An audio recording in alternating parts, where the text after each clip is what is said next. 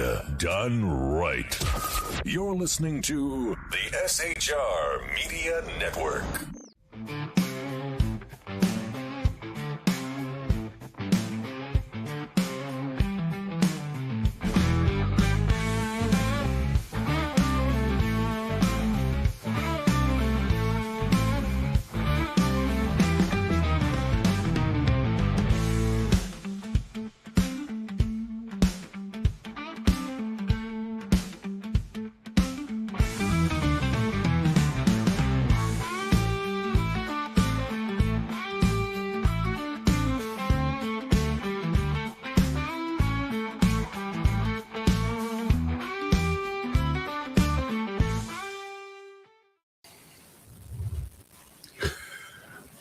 What's going on, y'all?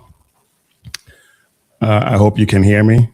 Like I have said numerous times, who knows what the technology gremlins are going to do. But thank you for joining us here on the weekend for the weekend debrief, right here on the SHR Media Network, where even on the weekends, faith in God sets the standard and masculinity is not toxic. So please, before we get started, go ahead and do all the algorithmic things. Hit like, subscribe, share. Help us to overcome this algorithm chokehold that the big tech tyrants have us in. I was doing some research into numbers and how these things work, and man, they're it's amazing the things they go through to suppress us. But we're continuing the march. We're going to push forward and keep trying to get the word out. We're also on our individual channel, the Mission Ready Men briefing. Just head over there if you are interested in helping us out over there. SHR is our home base, but the individual channel needs your help as well. So do me a favor and head over there and help us to get the word out. Just a different avenue of access, same message, same show, same content, just another way to access. So check us out over there and like and subscribe and share over there as well. All right, we got a lot to talk about for this debrief, and we're gonna kind of revisit some things that we have already talked about, but from a slightly different perspective. Even though I have mentioned some of this stuff before, but we're gonna get into it a little more here this weekend. So, as we all know, Carmelo Anthony is now in prison, having been found guilty. And Jeff Metcalf, Austin Metcalf's father, has been under a gag order that has been recently lifted. And as a result, he gave a 3-hour interview on Sarah Field's podcast. And he's going viral, and he predicted he'd go viral.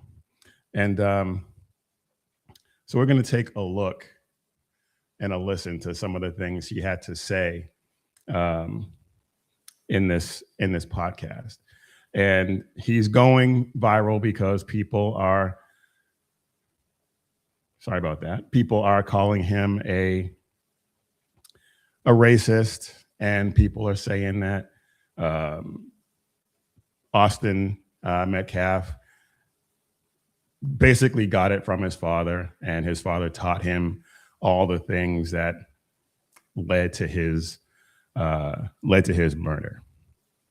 Of course, we know nothing could be further from the truth. That's just a whole bunch of nonsense that the race hustling grifters are putting out there.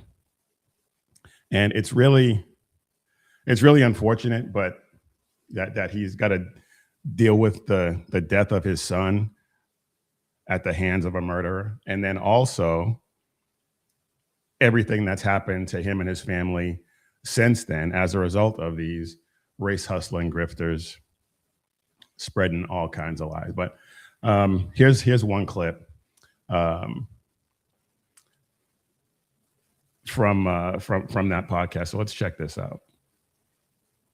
From day one, I said this was never about race. Please don't make it about race and don't politicize it. And what did you do? You chose both.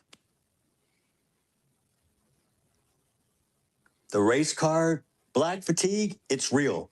I'm sorry. You have embarrassed your own culture and race. Don't get me wrong, we got a lot of people that embarrass the shit out of me too. But you guys, you got a patent on that shit. And the only people that's going to change it are you. Don't blame the white person because we can't change it. But you're going to blame the white person for every fucking thing else. We're the bad ones. We're the one that held you down. Guess what? You can do everything in America that I can do. Tell me one thing you can't do that I can't do.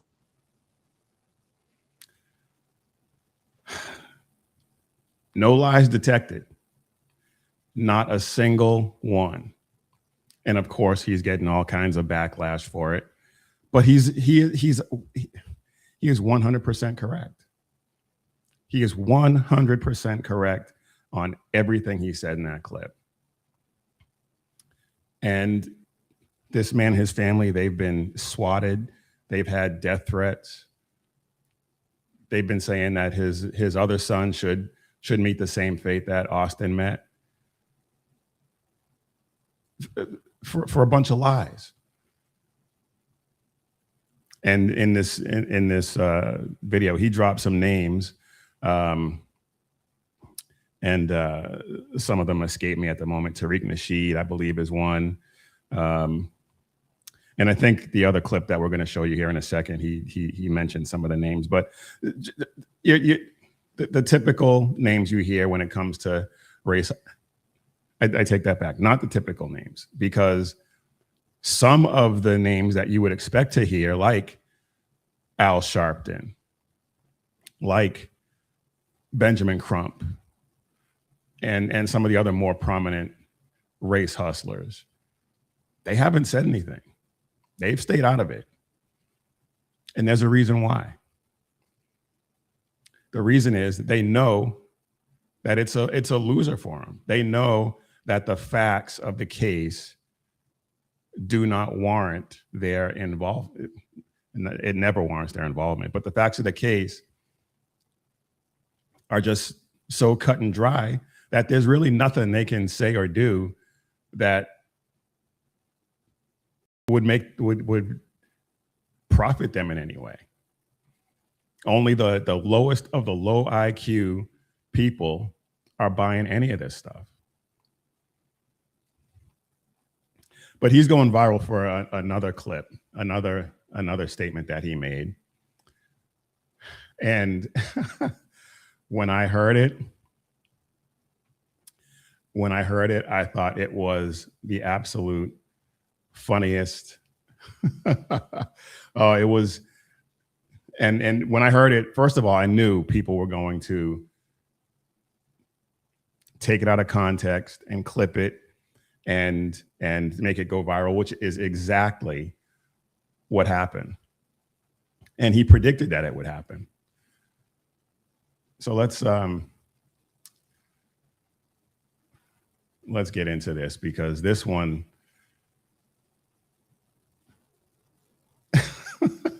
it's funny. It's absolutely funny. But here, let's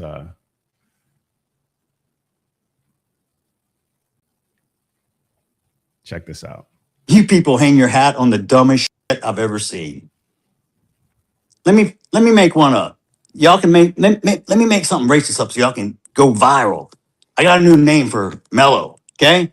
Because he was such this little boy y'all were trying to portray. How about Watermelon Felon? How's that one strike you? I hope he enjoyed his first night in that cell last night, because he's going to have many nights to think about what the fuck he did. I forgave him so I don't carry the hate and the anger. So I don't get ate up like cancer and kills you from the inside. It's like me drinking poison and hoping it kills you. It doesn't work that way. You gotta let that stuff go or it will kill you. It will eat you up inside. So when people ask me, how can you forgive him? If I didn't, I would have wound up killing him and going to prison myself. That's how stupid people, when you get irrational, because you can't make a good decision if you're emotional. Emotion and intellect do not mix. Again, no lies detected. Not a single one. And he's right about the emotion aspect too. That's probably what got, not probably, that's obviously what led Carmelo Anthony to commit this heinous crime. He didn't have anybody to teach him how to keep his emotions in check. It's not easy. It's not easy.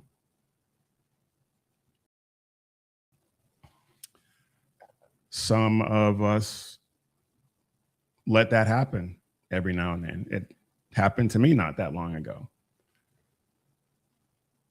Not to the point, obviously, where I committed a crime, but it happens. And he's 100% correct. Now, when it comes to what he taught his son,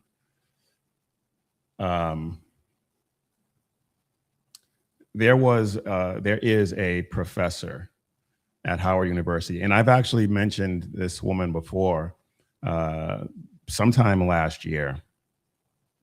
Again, an issue about race, and I've been talking about it more and more lately because it's everywhere. But if you've been following me for any length of time, you know I don't generally get into issues of race because it's stupid. I grew up in a time when most of my best friends were white. There was no racial animosity among any of us. There was no, they called Bill Clinton the first Black president after he did his thing on Arsenio Hall. Can you imagine? Can you imagine in this environment, someone saying that a white politician was a Black anything? There would be riots in the streets. It would be mayhem, total mayhem. And I grew up in a time when it just wasn't a thing. And I wasn't taught it to be a thing growing up.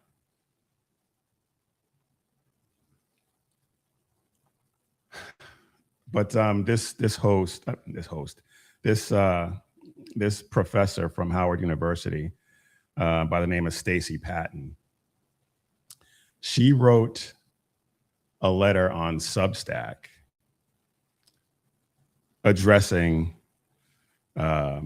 Jeff Metcalf. And I'm not gonna read the whole thing. It's on Substack. Her name is Stacy Patton. If you want to read it, you can head over there. But there were a couple of things that that stood out. She talked about how he taught his sons how to hunt and stuff like that, and that was somehow white supremacy. But then she goes on to say, and I'm just gonna read from it real quick. She says, addressing Jeff Metcalf, "You fail to teach your boy that Black children have boundaries. You fail to teach humility, restraint, or the sacred fact that another person's body is not your jurisdiction. You fail to teach him that another child's space is not a challenge to be conquered. You fail to teach him that community does not mean white boys get to decide who belongs and who does not. I don't even know where to begin. First of all, everybody has boundaries. Everybody has boundaries. It doesn't matter whether you're black or white, Hispanic, Asian, purple. It doesn't. Everybody has boundaries. You fail to teach humility, restraint, and enough. I mean, everything we have learned about Austin Metcalf and his twin brother says the exact opposite of that. Everything says the exact opposite of that. And if anything, she's got the script flipped because he didn't respect the boundaries of another school's space, another school's tent. So Carmelo Anthony's parents didn't teach him that respect, obviously, because look where we are.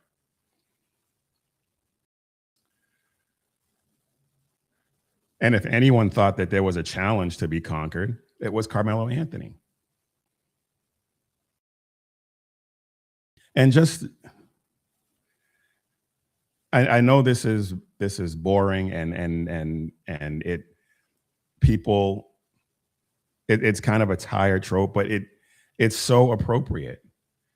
Just imagine if Austin Metcalf had tried to infiltrate another school's tent where he was, and he decided that, and then Carmelo Anthony decided that he didn't belong there.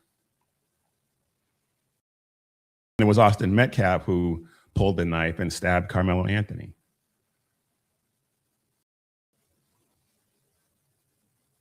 What would Professor Patton be saying then? Would she be claiming that Austin Metcalf was defending himself? Of course she wouldn't be. None of these grifters would be.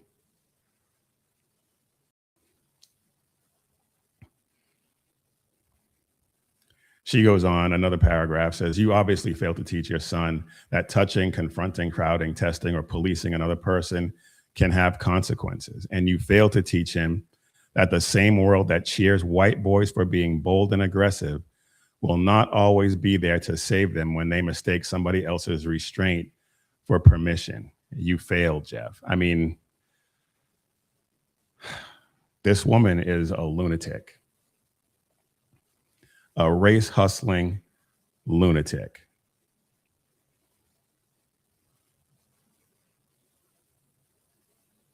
And it's tragic all the way around, but these people are compounding the tragedy. They're compounding the tragedy.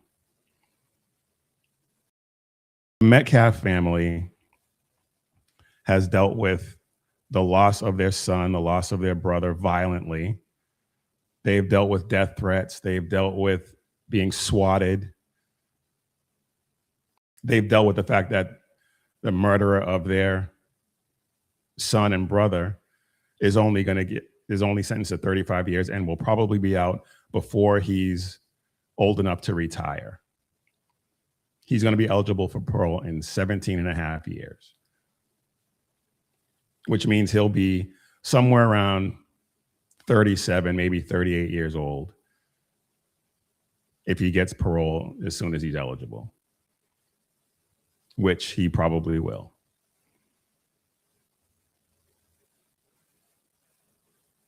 That is not enough to pay for that crime as far as I'm concerned. And then they're going around telling his father, Austin Metcalf's father, that he failed him. Just utterly ridiculous.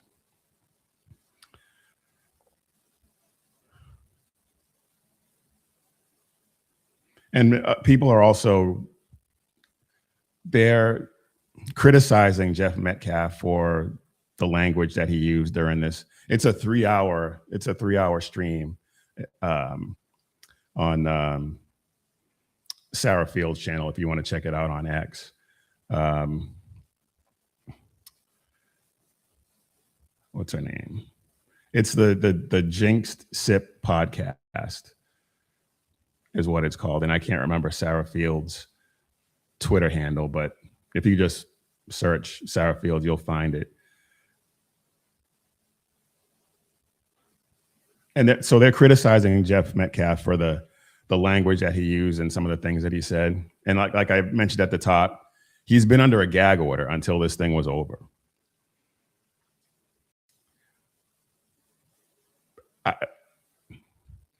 I'm inclined to give the man a whole ton of grace. A, for the fact that his son was murdered violently. And B, that he's had to hold all this in for all this time. So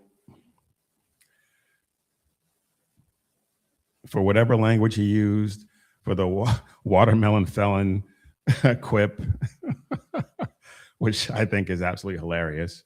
And if a comedian said it in a roast,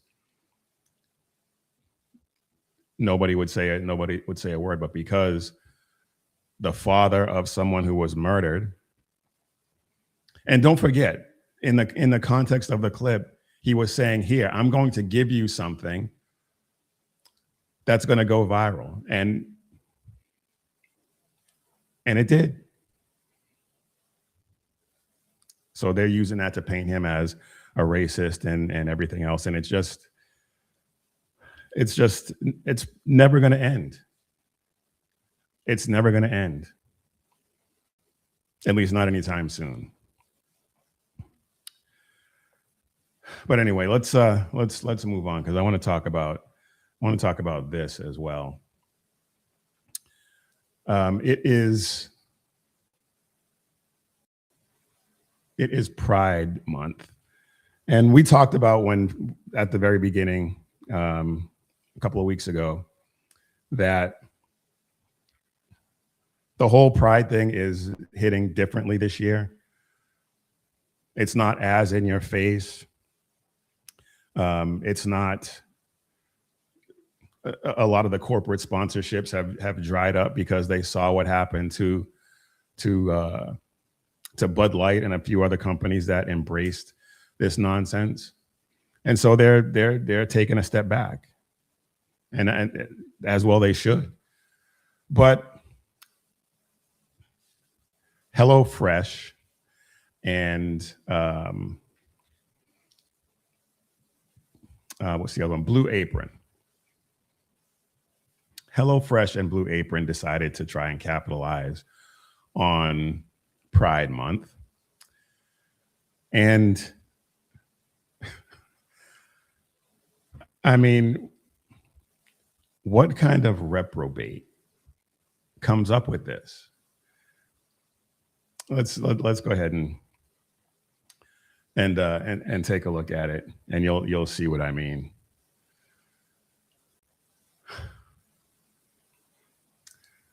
Oh, it's kind of hard to see on here, but let me. This is on X. It's HelloFresh's official statement on Pride Month, and it says, "We know eating isn't always a top priority this month."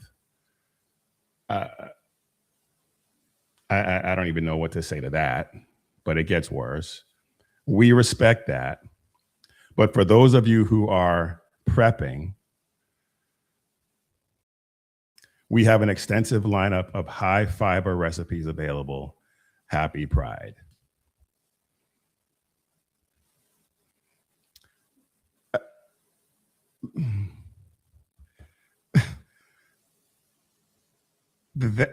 That is about as disgusting an ad as you could possibly imagine. They're explicitly talking about things that don't need to be talked about, especially when it comes to food. And I'm not going to get into everything. We're adults here. You can figure it out, I hope. And that was what they chose to go with. And they're getting a ton of backlash for it, as they should.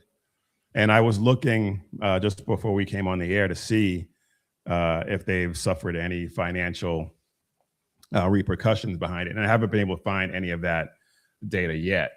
So I don't know. I hope so. I hope that they suffer some serious financial losses as a result of it. But not to be outdone. Blue Apron is another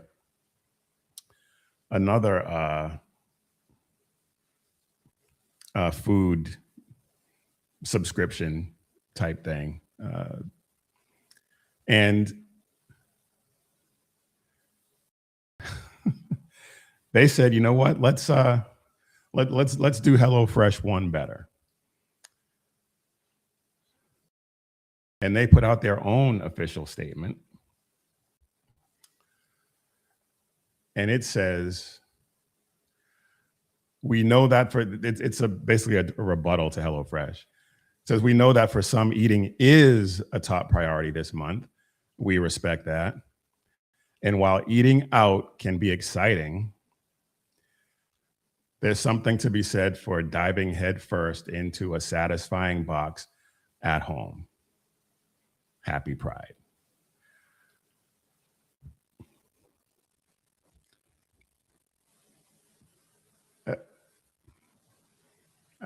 I don't even know what to say to that.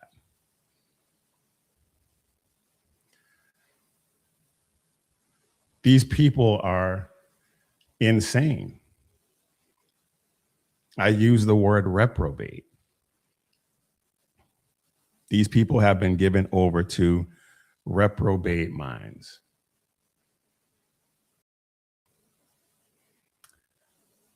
And I know that they're trying to be provocative and whatnot.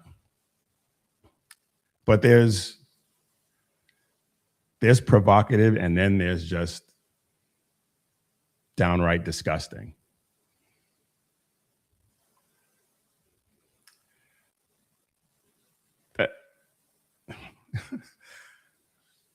What do you think? Tell me what you think, because I think that it is absolutely ridiculous.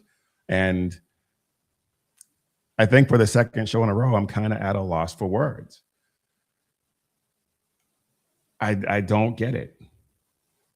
I don't get it. Because, again, these companies, HelloFresh and Blue Apron, they're not multi-billion-dollar companies. At least I don't think so, like Bud Light was.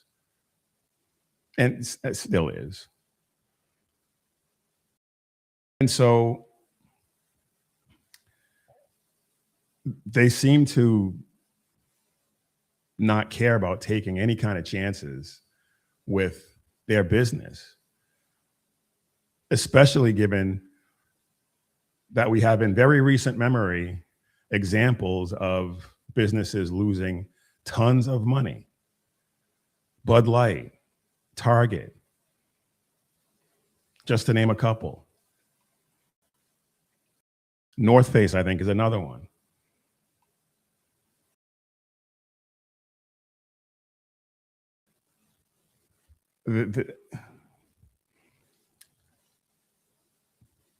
I know they're targeting a certain demographic, obviously, but that demographic is a very small percentage of the population. I know they're counting on this outrage cycle to drum up publicity and drum up business. But I don't know that virtue signal is going to resonate. Now, again, the backlash, financial backlash, Bud Light and Target and some others is what was immediate. And like I said, when I went looking, I couldn't really see what those repercussions were for these two companies. So I don't know if it just hasn't had a chance to catch up yet. But they're playing a dangerous game. They're playing a dangerous game because I know that there have been some influencers, some conservative influencers who have started to call for boycotts of these companies. And it was successful with Bud Light. It was successful with Target. It was successful with North Face. So to a lesser extent, North Face didn't have as much to lose. But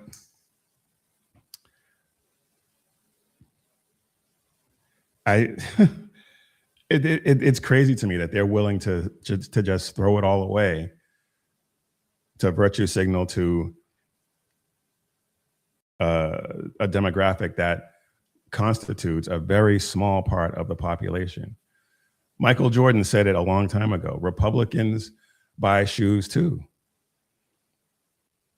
Conservatives buy food too.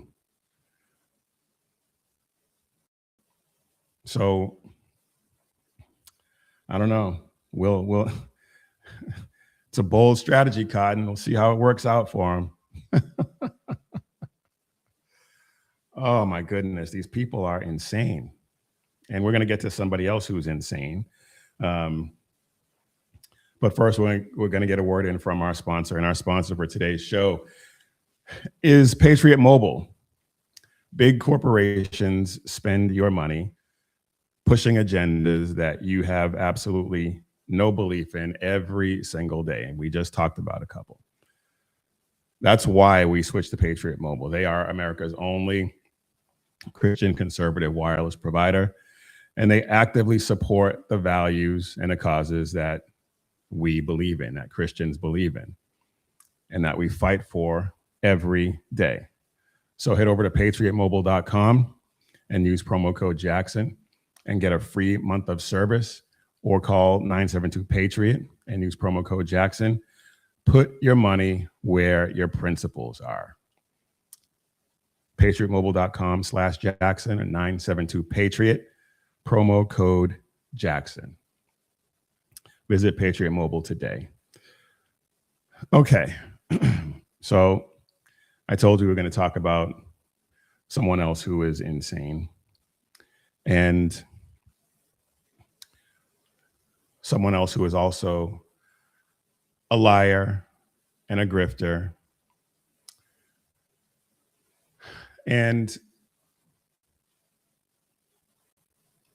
I'm not sure how much of a shot he really has. I mean, they're going to pull out all the stops. They're going to spend a ton of money to try and get this guy into office. I'm talking about James Tallarico, Democrat, nominee for Senate in Texas. Soy boy Tallarico. Somebody did. I've said before that that Spencer Pratt changed the game when it came to political campaigns. And I know that a lot of the viral stuff that that was put out on his behalf, he didn't pay for. A lot of it was paid for by his supporters and produced by his supporters. But there is an ad going around, not even an ad, it's just a video that they made of James Tallarico, and it is absolutely hilarious. So before we get into it, let's check this out. Boys in white dresses with blue satin sashes, girls stuffed with hormones till they grow mustaches, changing the gender of all your offspring. These are a few of my favorite things. Boys in That is hilarious. And it's extreme. It takes it to the extreme, yeah. And it's effective. And people are saying that Republicans should be careful because Democrats can turn around and do the exact same thing. And they can, but they don't, because they're just not good at it. They're just not. It's for years. I want to say it was Benny Johnson, but there's a conservative commentator out there who coined the term "the left can't meme," and this is going back probably close to a decade now. And it's been a thing ever since then, and they haven't figured it out yet. So they can't, and they won't. And that's why this type of thing is always going to be an advantage for conservatives. But he was on a podcast recently, and he was talking about the Second Amendment, and he's trying to pass himself off as this Second Amendment advocate, this Second Amendment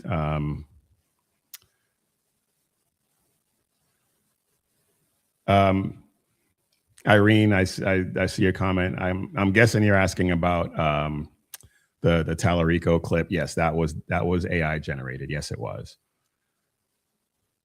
And thank you all for being here in the chat. By the way, I sometimes forget to acknowledge the chatters and the moderators. So thank you all for being here in the chat. I really appreciate it. And thank you to the moderators for holding it down and keeping everyone honest in the chat. I really appreciate everything that you do for us over there. So thank you very much. And again, thank you to the chatters for being here. I appreciate your input as well. But yeah, James Tallarico, he's trying to pass himself off as this pro-gun, pro-Second Amendment, manly man. And it's not working out too well. And he has a record of the complete opposite. But let's take a listen to this and then we'll get into it. And then you mentioned guns. I am a believer in the Second Amendment. I don't pick and choose between the Bill of Rights. I believe in the Second Amendment just as much as I believe in the First. No, you don't. You're a liar. We have a right to bear arms to protect ourselves, our families. We have a right to own weapons for sport or for hunting. But like any freedom in the Bill of Rights, it's not absolute. You have a freedom of speech, but you can't yell fire in a crowded building. If the building is on fire, yes, you can. You have a freedom to assemble, to protest, but you need a permit before you go, start a rally on a street. So this, excuse me, this one, aside from the Second Amendment part, which is the most annoying, but you don't need a permit to assemble. You need if you have property and you want to host a gathering, you want to host a protest on your private property, you don't need a permit for that. Especially if it doesn't impact any city or county services, if it doesn't impact traffic, there's no need for a permit. That's what you need the permit for, so that the city, if they need to, they know when and where and how to allocate their resources. That's what the permit's for. And of course, yes, I know some city governments, some state governments will use that to suppress to suppress people's protests. I understand that, but that's not what the permitting scheme is for. That's not what it was meant for. Corner somewhere. The same is true for our Second Amendment. We got to keep guns out of the hands of dangerous criminals. We got to make sure that we've got safe storage laws and background checks so that we're keeping everybody safe. My granddad, my grandpa Tallarico, taught me how to shoot in Harper, Texas on his ranch. And the thing he emphasized the most was safety, how to operate a firearm safely. And so I think that's a common value that we all share in this conversation is how do we defend and protect the Second Amendment while also keeping everyone safe? And it's I have an idea. There are over 30,000 laws on the books pertaining to firearms. Maybe if we enforce those, which obviously 30,000 laws is entirely too many, I get that, but maybe instead of trying to introduce new ones, maybe just try to enforce the ones that you managed to saddle us with in the first place. How about that? But of course, it's never enough with these people. It is never enough. And the problem that a lot of organizations made and a lot of people made was they just compromised here and there. They said, "Oh, this is just a small compromise, not a big deal." And then they got used to that. And then there was another one. And then they got used to that. And there was another one. Well, maybe if we can just do this.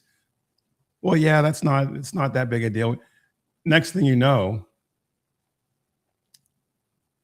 your Second Amendment rights are completely infringed upon. And so at this point, there can be no further compromise. And electing this guy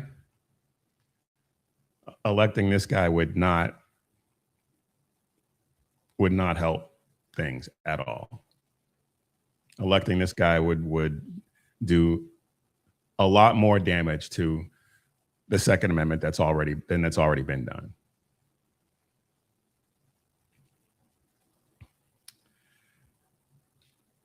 So James Tallarico, all things being equal, he doesn't have much of a shot. But if we're not careful, if we're apathetic, if we compromise, if we don't show up, he could win. If Republicans in Maine, if conservatives in Maine don't show up, Plattner could win. And if that happens, if these two commies win, that would be a disaster. That would be a disaster of epic proportions.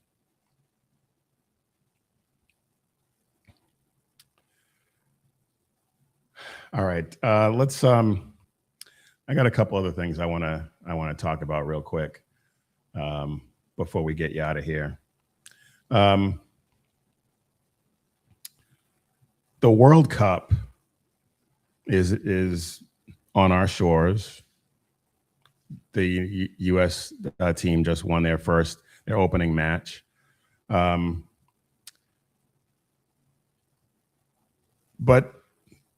a lot of the visitors from other countries are here, and they are absolutely amazed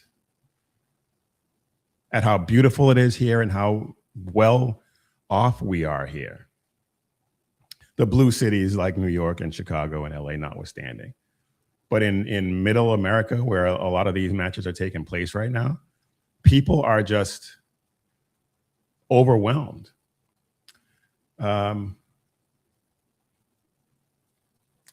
This one British guy, I'm not sure where he is, but let's take a look at this video.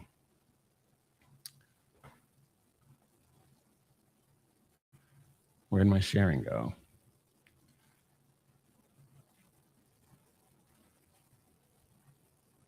There we go. Okay, you got to check this out. There is people walking everywhere. There are women walking alone. This guy's from South Africa.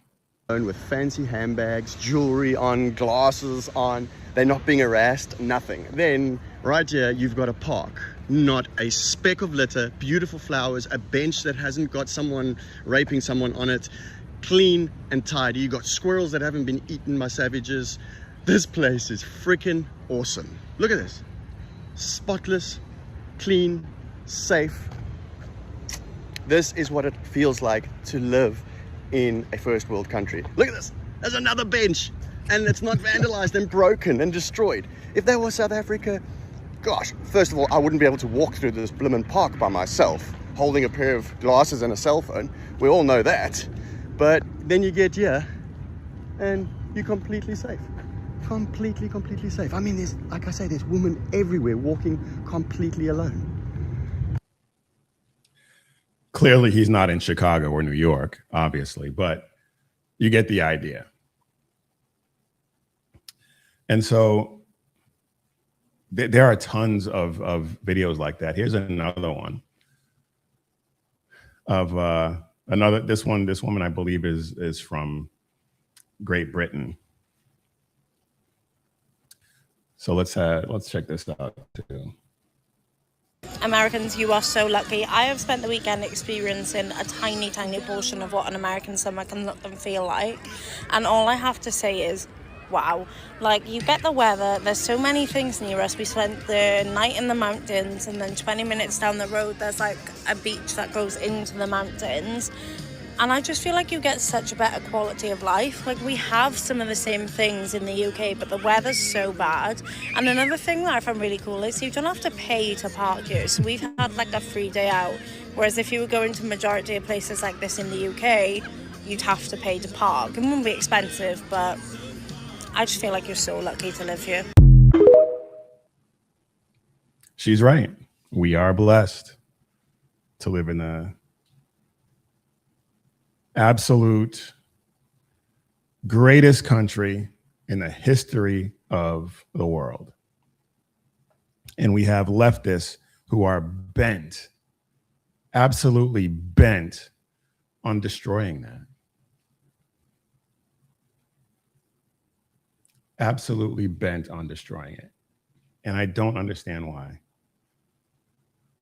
No, I take that back. I do understand why. It's just hard for me to fathom, but it's because they want money and power and control.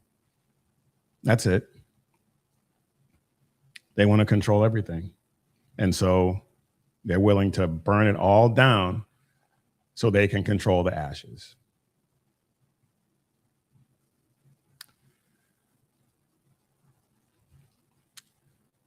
One other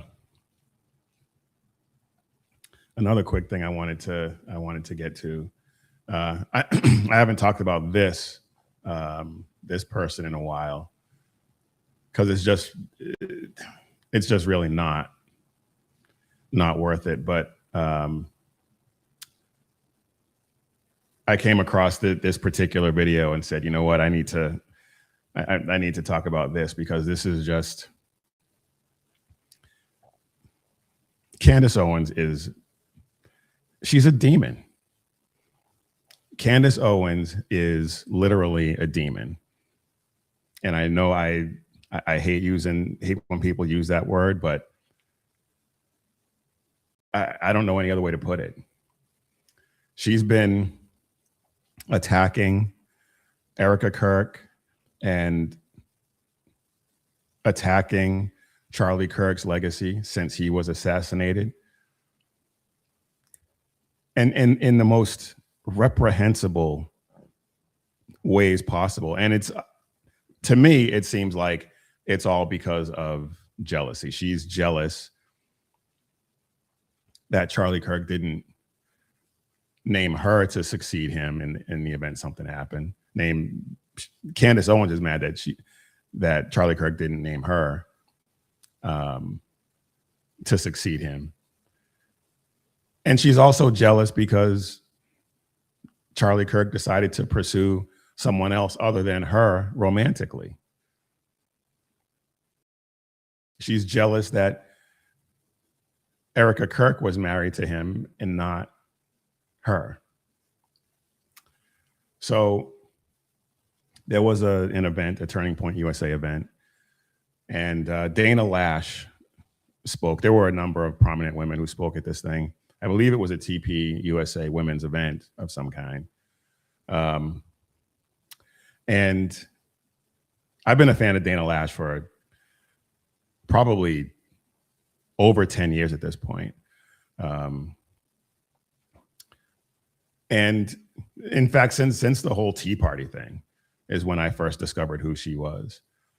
And she is one of the most consistent, steady voices in the conservative space that I can think of. Like when you think of other people like Tucker Carlson, Megyn Kelly, and any other conservatives that have been around for as long as she has, none of them have been as consistent about pretty much everything as she has been. And then she gets up on this stage and Candace Owens decides she's going to react to it. And I'm not going to play the whole thing. It's almost 2 minutes, but I'll probably fast forward through about a lot of it because some of it is at the end and it's good. So let's check this out. And the widow. Defend the fatherless. Plead for the widow. Or the widow. The widow. Malachi The chapter 3, widow. verse 5. I will come to you. I will come near you for judgment. I will be a source and oppress the widow and the fatherless. Honor widows. James chapter 1, verse 27. Pure and That's the undefiled Lord- this is the religion Lord of the before Rings God clip. and the The Father is Queen. this, to visit orphans and widows and a defender of widows. Widows. Widows. Widows. The widow. You shall honor the widow. You shall worship the widow. I'm good. She's got nothing else, so she's just going to clip this speech, which was a great speech, by the way, and just make fun of it for what? And she goes on to talk about supporting her and how she's a victim. And yeah, she mentioned the Lord of the Rings, comparing Dana Lash to the Elf Queen.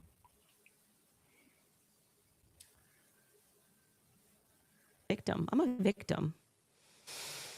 I'm just really a victim. So if you guys could just support me, the widow, by going to CandaceOwens.com and buying a Stop Anti-Candaceism mug, I would really appreciate it. It's the way that you can show your support. She is, man, I don't get it. I'm not sure. Well, again, I shouldn't say that because I do get it.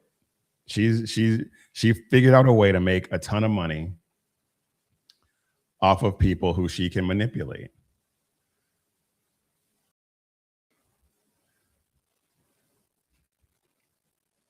I mean, and when you look at some of the reactions and some of the comments on her posts on X, She has got these people bamboozled. They believe everything. And then when these things get disproven, which they always do, they can't recalibrate. They stick with it. Even with when presented with evidence that what she said is completely false, they double down. They'll say the evidence is fabricated, or they'll say the evidence is fake, or whatever the case may be. She's got them so wrapped up. It's insane. And the only thing I can think of, given the amount of material that we have since Charlie Kirk's assassination, it's demonic.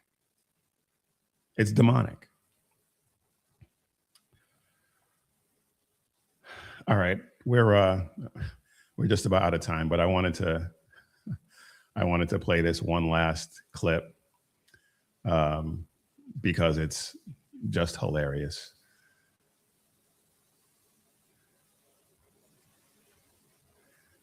And I think it's kind of become a bit of a tradition on the weekend debrief that I think I'm gonna keep going, because I find it absolutely hilarious when I go looking through these. And I'm talking about Steve Inman and his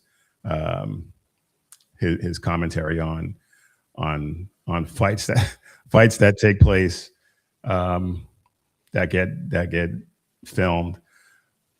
And this one this one is one of my favorites.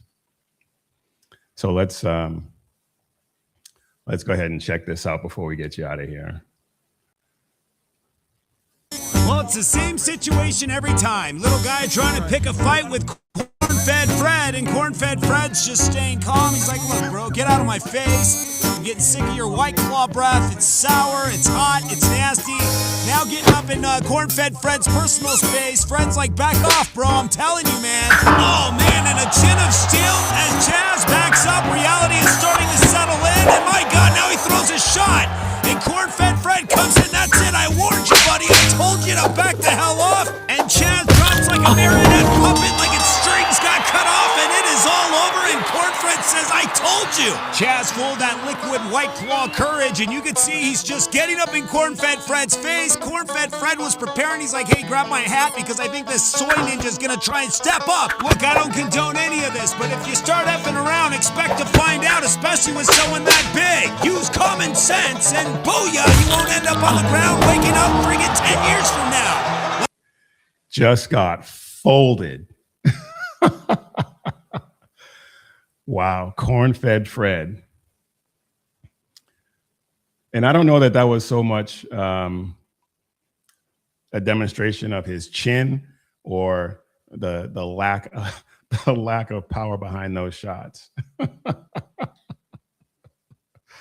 Oh my goodness. All right, y'all, that's going to do it for the weekend debrief. Thank you for being here. I am Big E, and you have been watching or listening to the Mission Ready Men Weekend Debrief here on the SHR Media Network, where you can catch our great lineup. We have Sackhead Sean with the Edge of Liberty every Monday and Wednesday at 11 p.m. Eastern, 8 Pacific. Jersey Joe, the Reaver of Common Sense, every Monday and Friday at 9 p.m. Eastern, 6 p.m. Pacific. They both have been on a bit of a hiatus, but they will be back.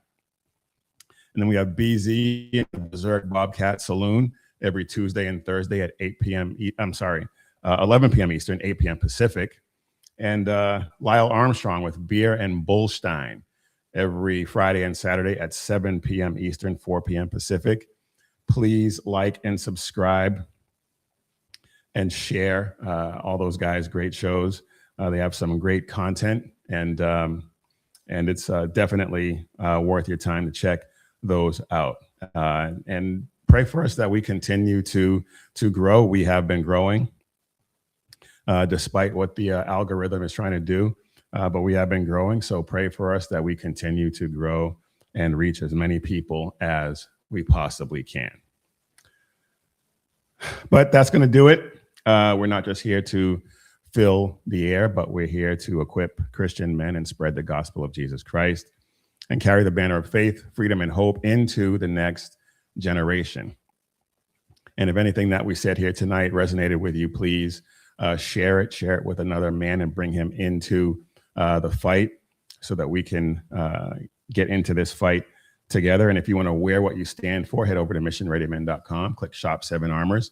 Check out all the great designs that we have over there about bold faith, true grit, and unapologetic patriotism. And while you're there, hit the SHR shop and check out all the t-shirts for all the guys' shows over there, the mug, a hoodie, and everything that we have in the shop. And remember, as always, when seconds count, the police are only minutes away, but the Lord is right there with you. So keep your prayers going up and your head on a swivel. God bless.